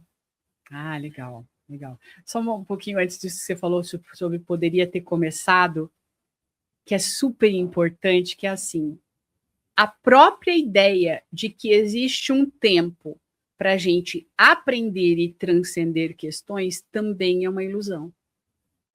Também é uma crença limitante. Não há necessidade de eu ter começado há 20 anos atrás para hoje eu estar iluminando. Se a iluminação acontece no agora, por que eu tenho que percorrer todo o caminho que todo mundo percorreu? Eu só preciso tomar consciência disso, né? Porque a espiritualidade em geral diz, não, você vai ter que meditar 30 anos. E a gente acredita. É por isso que a gente medita 30 anos e ainda continua sofrendo. Se eu entender que eu não preciso sofrer, pagar para ter, porque eu sou perfeito em essência e posso ter agora e me conectar com isso, eu não preciso estudar 1 ano ou 10 anos, não sei, né? Depende da crença de cada um. Tá cheio de yogi reencarnado aqui em São Paulo só agora. para falar que até isso, né? Até é bacana isso. A gente não ficar com essa crença de que o fulano estudou 20 anos, então, nossa, ele está muito mais próximo da iluminação do que eu. Porque é aquilo, né? A gente vai jogando para depois e essa bendita iluminação não chega nunca, porque não é aí que tá. Tá na consciência de que você pode despertar agora. Exato, seu João da Silva que tá jogando uma sinuquinha no bar ali, com um derbão no bolso, às vezes já chegou lá e só tá ali se divertindo. Perfeito. Nossa, que lindo isso que você falou. É lindo isso. Né? É isso aí. É isso aí. Desculpa, qual foi a outra coisa que você... É o ponto ômega. Então, o ponto ômega, o Terence McKenna, e aí junta muito com o que o Curso em Milagres diz. O Terence McKenna, ele é um filósofo que eu amo, que ele, além de filósofo, ele era etnobotânico. Ele foi o cara que mais falou sobre, fez as primeiras pesquisas com o Psilocybe cubensis, que é aquele cogumelo que, né, que as pessoas estão tomando muito agora até para curar traumas. Tem muitas pesquisas, não sei se você já ouviu falar. É algum enteógeno? É o cogumelo mágico. O cogumelo que as pessoas tomam em geral para tipo como se faz na ayahuasca, também tem uma terapia do Psilocybe cubensis que é para liberação de traumas. Inclusive, tem muitas pesquisas com resultados incríveis, até para depressão severa, que uma terapia assistida, né, um trabalho assistido com o Psilocybe cubensis, algumas sessões com o Psilocybe cubensis de curar mesmo depressão incurável. Tem pesquisa já. O Terence McKenna foi um dos primeiros que ele entrava, ele é americano, ele entrava na floresta amazônica, tomava o Psilocybe cubensis, porque ele era filósofo e etnobotânico, e ficava lá viajando, perguntando para a natureza, perguntando para o universo todas as coisas que ele queria saber. Numa dessas incursões com o cogumelo, ele chegou a algumas conclusões. Uma delas foi a respeito da teoria do macaco chapado, que diz que a transição de macaco para humano se deu quando os macacos começaram a consumir o Psilocybe cubensis, porque o Psilocybe cubensis amplia consciências. Ele reconecta os hemisférios cerebrais.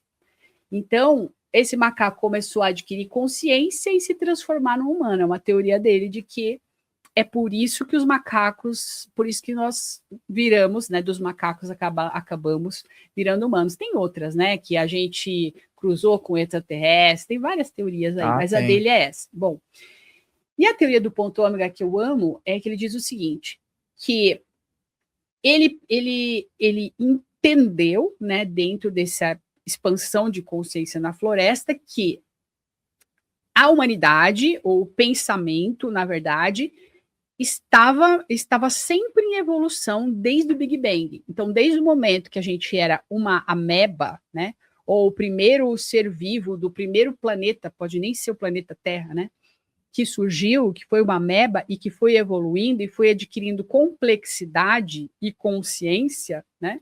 Aí daí de uma ameba, sei lá, vamos começar com uma outra coisa, começar com um mineral. Primeiro ele começou sendo um mineral, depois ele virou uma ameba, não, depois ele virou uma planta, depois de uma planta ele virou o primeiro ser vivo com o mínimo de consciência, um animal, seja lá qual for, e daí do animal ele vai virando humano. Então essa consciência que começou muito primitiva no Big Bang, essa consciência, essa mente, ela está evoluindo, né? E ele diz que essa consciência está caminhando para uma transcendência, mas não é só consciência humana, é a consciência universal. A gente está caminhando para uma transcendência que ele chama ponto ômega, que é assim, a gente está expandindo a consciência a respeito do que nós somos em essência. E é por isso que a noção de tempo está se acelerando, e ele está falando que a noção de tempo e o tempo está se acelerando por conta da mudança da nossa consciência. E que vai chegar um ponto que os tempos todos vão convergir para um único ponto, que é, na verdade, a lembrança de que nós somos um com Deus, como o Curso em Milagres chama, ou também chamado por um Curso em Milagres, desaparecimento do universo. Se existe um Big Bang, não existe a teoria do Big Crunch, que seria o retorno à unidade. Então é isso, ele fala que essa consciência vai chegar num ponto que ela vai lembrar. Ela vai lembrar, aí usando a linguagem de um curso em milagres, assim, é verdade, tudo isso era um sonho. Eu não preciso mais inventar coisas separadas. O universo, ele retorna à unidade. Uma constância, vira uma constância. Exatamente. A gente retorna à eternidade, a ideia de eternidade, a ideia de presente, que é o único tempo que existe. Que ele diz que a gente está caminhando para isso. Por isso, e olha, essa entrevista dele que está no YouTube, onde ele fala sobre o ponto ômega, cara, não sei, de 1980, 1990, eu não sei, mas ele fala, e ele vai falando, olha, vocês vão sentir cada vez mais o tempo acelerar, porque a consciência de vocês está expandindo. E se a consciência está expandindo, vocês vão chegar no entendimento de que vocês são a própria eternidade. E quando isso acontecer, ele chama isso de ponto ômega. E o Curso em Milagres traz uma ideia muito parecida, que é a da gente expandir tanto a consciência que esse Filho de Deus acorda do sonho de que ele está separado de tudo e de todos. Eles se comunicam, né? Esses dois pontos que você mencionou, né? E também a questão que a gente vê aí, datas, por exemplo, né? Antes 2000, 2012 e tal. Agora 2030, né? Sim. Tá, que você comentou até da questão do acelerador de partículas e tudo mais. É um ano que tem muitas especulações aí, mas parece que tudo vai se direcionando para esse ano, inclusive esse ponto que você colocou, né? Então, por que está aparecendo com tanta frequência, né? Essa data, esse ano especificamente, né? Nossa, Rafael, eu não sei te dizer, porque isso é algo que no meu estudo eu não trabalho tanto, mas eu conheço algumas teorias. Uma delas é a do Matias de Stefano, por exemplo, que fala que a história do meteoro, não, como é que é? O cometa, né? Do Apophis, que vai passar em 2030 e que isso destruiria tudo. Existe uma outra teoria que é a do Bachard, que tem a ver com os ETs, que os ETs vão se apresentar quando o nível de consciência da humanidade estiver mais expandido, que seria entre 2016 2026, 2027, que eles se apresentariam para a gente, porque a gente estaria mais próximo dessa unificação de mente, essa consciência que é capaz de aceitar de que nós somos uma essência, né? Aí você vai aceitar um ser azul, aí você vai aceitar um ser em formato de louva-a-Deus. Você viu que a Fox News anunciou as 4 raças? Eu vi, inclusive ficou bem alto esse tema aí, né? Os pleiadianos, né? Nórdicos, né? Eles falaram que o governo dos Estados Unidos já liberou que existem 4 raças que já estão entre nós, que são os nórdicos, os reptilianos, que tem um outro nome, acho que não reptilianos mesmo, que ele fala, os draconianos, enfim, os nórdicos, que são os pleiadianos, e os insetoides. Insetoides. Gente, você já pensou? Isso aí, você vai no mercado ali, tem um insetoide comprando 1 quilo de arroz. Imagina quando as pessoas começarem a se relacionar, né? Gente, eu estou namorando com o Marcos, esse louva-a-Deus aqui. Mas aí tem que abraçar, porque senão você vai discriminar, o louva-a-Deus vai te processar. Você não quer que eu entre no mercado? Exatamente, vai ser engraçado. Eu acho assim, se isso realmente acontecer, a minha não é uma preocupação, mas o que eu acho se realmente isso for acontecer, essa revelação, pelo menos metade da humanidade vai entrar num medo extremo. As pessoas não têm condição. Vai bugar a mente, né? As pessoas vão pegar tudo que elas aprenderam e falar, então o que eu seguia não estava tudo errado. Exatamente. Tal. Bom, de uma forma ou de outra, a gente está vendo isso acontecer com muitas pessoas, né? Pessoas que questionam, pessoas que vão recebendo. Vamos aguardar, né? Porque se realmente aparecerem frente a frente com as pessoas, estamos aqui para cobrir essa matéria. É isso. E ajudar as pessoas a sair do medo também, porque eu sinto que muito que a minha função dentro do meu trabalho é essa, ajudar as pessoas a sair do medo. Marcela, e se isso acontecer? Se isso acontecer, a gente vai continuar praticando o que a gente sempre praticou para sair do medo e aceitar os nossos irmãos. É a mesma coisa, né? É que você vai num zoológico, né? Você não vê um rinoceronte, não é um bicho muito estranho, né? Ele tem um negócio aqui na frente, né? A diferença é que eles podem ter muito mais consciência que a gente. Mas se você for olhar para o corpo, você vai falar, nossa, que corpo estranho, é muito diferente do meu corpo, né? Esse bicho, uma girafa que tem uma cabeça gigante. Você vai falar, meu Deus, como que esse ser tem uma cabeça tão grande? Só que é um ser que provavelmente tem consciência, né? E quem disse que eles não nos acharão estranhos também, né? Exatamente. Espero que não. Eu acho que tem uma tendência, mas tudo bem, né? E me fala um pouco sobre essa questão. Lembrando, hein, pessoal, quem for membro vai ter uma prática especial depois, muito tá? Legal. Muito legal. E você vai querer fazer parte, obviamente, né? Altas habilidades. Como é essa questão de...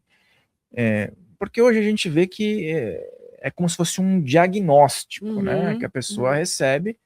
E muitas vezes essas altas habilidades não a ajudaram em certos momentos, né? Não ajudaram mesmo.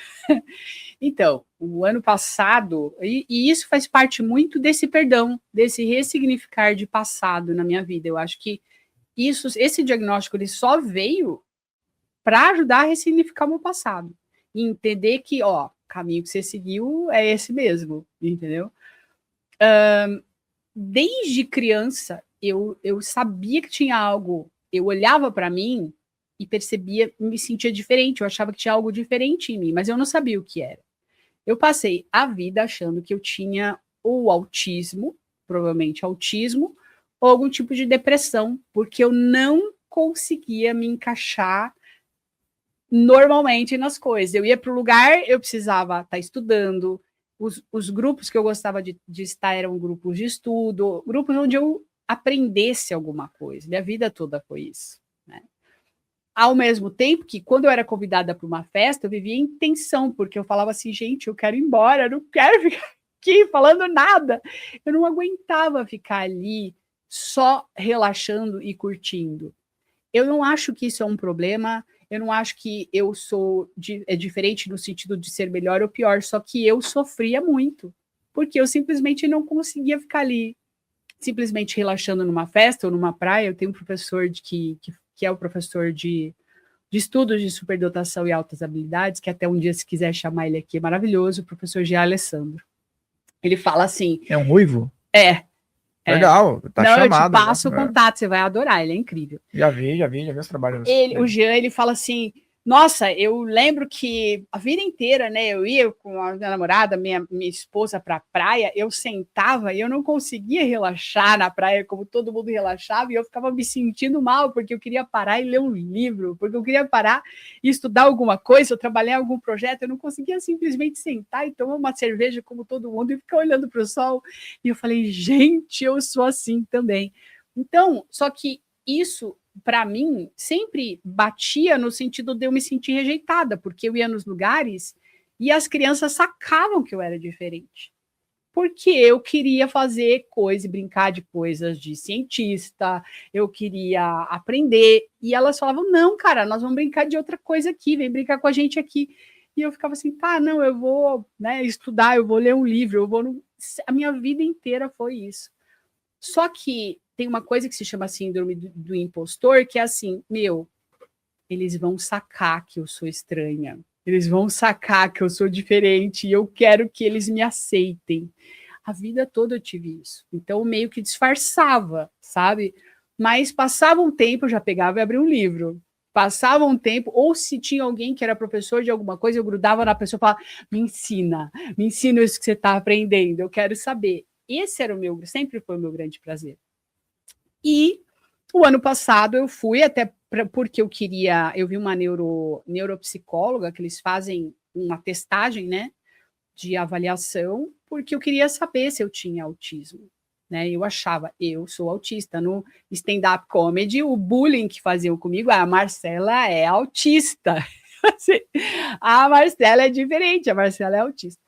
Deixa a Marcela, ela não vai querer ir com a gente, ela é autista. A piada era essa, como se fosse um xingamento. Não é, eu sei que não é. E os autistas colaboram e muito para esse planeta ser melhor, com os estudos, com o hiperfoco, mas eu sabia que eu tinha alguma coisa. Bom, fui lá, falei, eu provavelmente sou autista, e fui fazer os testes. Daí, quando acabou os testes, ela falou, olha, se realmente tem uma neurodivergência, porque é uma maneira de... cognitiva, do seu cognitivo funcionar diferente, mas não é autismo, você tem altas habilidades e superdotação. Quando ela falou isso, eu pensei, gente, superdotado é aquela pessoa de óculos que fica trabalhando na NASA, eu não sou assim. Ela falou, não, essas altas habilidades é uma alta capacidade para determinadas coisas. Então, quando você decidir fazer uma coisa, você vai fazer aquilo muito. E eu acho que é isso mesmo, porque várias coisas que eu já estudei na vida, a comédia, eu precisava estudar, eu fui importar livro de stand-up comedy para fazer bem feito. Eu queria fazer o setup punch, uma piada de 15 segundos, eu queria fazer a piada mais curta que existisse. Eu sempre fui assim, de hiperfoco. Só que aí as coisas começaram a fazer sentido para mim. Eu falei, tá, então... Eu criei um canal onde eu falo de autoconhecimento, onde eu falo da filosofia que eu estudei, eu falo de metafísica, e é um negócio que, para mim, é um prazer fazer. Então, pelo menos, eu estou no lugar certo. Né? E o meu canal é isso, é falar de física quântica, é embarcar nessa metafísica profunda, porque eu amo fazer isso. Então, é fácil para mim fazer esse tipo de coisa. Né? Agora, me botar para fazer coisas que, sei lá, né? As pessoas em geral, sei lá, fazer a contabilidade da empresa, eu vou morrer, entendeu? Porque não é o meu caminho. Talvez uma pessoa que tem uma tendência a entender desse assunto, sim, mas o meu não. Isso é muito bom falar, porque às vezes a pessoa pensa que tem alta habilidade, que qualquer coisa vai ser fácil. Não. Então, esse que é o X, não é qualquer coisa que vai ser fácil. De Por jeito exemplo, e eu olho às vezes trabalhos, por exemplo, um dentista, falo, nossa, eu não consigo, porque é muito minucioso, entende? E eu posso fazer uma outra coisa muito bem. Com certeza. E às vezes isso não está sendo colocado em pauta na vida da pessoa. É isso que eu coloco o meu exemplo como esse, que as coisa minuciosa não me agrada, mas para uma outra pessoa, por exemplo, ela vai ser o melhor dentista do É, mundo. exatamente. Por quê? Porque ela aproveitou, não foi no embalo, não quis fazer o que todo mundo fazia, né? Exatamente. E tem uma outra coisa também, que eu acho que também eu fui para esse caminho do autoconhecimento para me curar, porque eu achava mesmo que eu tinha depressão ou alguma coisa, porque uma das características também da superdotação é o pensamento acelerado. Então, é você deitar a cabeça no travesseiro e não conseguir dormir, porque você começa a pensar no assunto e aquilo vai bifurcando, que se chama pensamento arborizado, né? Aquilo vai pegando bifurcações e você vai criando conexões e você, nossa, aí você quer anotar, aí também à noite, 2 da manhã, você está lá anotando coisas, porque você teve um insight do não sei o quê. Só que isso é insuportável e é assim o tempo inteiro. Isso não é uma coisa, eu achei assim, isso vai ter cura. Não é cura. É uma maneira que o cérebro funciona. A questão é você ser direcionado para algo onde você seja útil, onde você tenha uma função sendo assim, né? Sofrimento, tristeza extrema, alegria extrema. Tudo é extremo, não é mais ou menos. E aí eu falo para gente, que coisa estranha que se chama sobre excitabilidades, é tudo muito grande, é tudo muito, nossa, sofre demais, tá feliz demais. Tudo, o dia que eu fui estudar lá essa parte da física quântica do experimento que eu falei, eu fiquei 4 horas com a IA, eu saí em êxtase, eu estava iluminando de felicidade, eu falei, meu, você está acompanhando meu raciocínio, e ela falava, é isso mesmo, isso, e eu ia entendendo o que ela ia falando, e eu falava, meu Deus do céu, que coisa maravilhosa. Só que se eu falava isso para alguém, a pessoa fala, Marcela, vai dormir, o que você está falando? Só que para mim isso é incrível, estudar isso é incrível. Não, e outra, você estava dentro de um caminho que é diferente do convencional, porque como você falou, você não precisa ter uma superdotação ou uma alta habilidade e ser o Einstein. Ah, sim, com entendeu? certeza. Você pode ser um marceneiro, Com né, certeza. uma pessoa que trabalha com jardinagem, por quê? Porque aquilo vai ser o melhor que você pode fazer com as habilidades. Então, é muito legal explicar isso, né? Porque eu acredito que existem muitas pessoas que têm também altas habilidades e elas estão vazias hoje porque não conseguiram encontrar para onde levar isso. Com certeza. Né? Nossa, isso é super importante você falar. Inclusive, a história da comédia, eu descobri que muito superdotado vai para o humor porque é uma forma de ser aceito. Eu descobri que tem vários colegas que têm, o Léo Lins tem também, superdotação, e o Maurício Meirelles. O Murilo Gun também tem. E eu entendi que é uma maneira de funcionar diferente e que se ela for bem canalizada, ela é útil inclusive para a sociedade, mas você tem que encontrar o caminho, né? A comédia foi um caminho de você ser aceito, porque quando você fala coisas de maneira engraçada, você é mais aceito do que você falar coisa séria. Mas tem que ter uma inteligência bem alta para ser comediante, porque o pessoal pensa, é só fazer. Não, tem que ter um raciocínio muito rápido, principalmente na modalidade que você falou, né, o stand-up. Tem que ter um raciocínio muito alto, porque lida-se também muito com a quebra de expectativa, né? Sim, timing e tudo mais. Até o Murilo Gun também veio para essa área meio espiritual, não é? Sim, ele e a mulher dele estão falando disso. Então, para você ver que bacana isso, né? Das pessoas estarem em um meio e começarem a migrar para um outro que faz super sentido, que muitas vezes não é esperado, Sim. Com certeza, com certeza. Então, não é. E as pessoas ficam falando assim, pronto, agora ela quer dizer que ela é diferente da gente, ela quer dizer que ela é especial. Não, não é isso. É isso que as pessoas têm que entender. É exatamente igual a todo mundo, só que é uma característica. E se você conseguir canalizar isso para alguma coisa, ótimo. Mas você pode deprimir, inclusive, se você não consegue canalizar isso.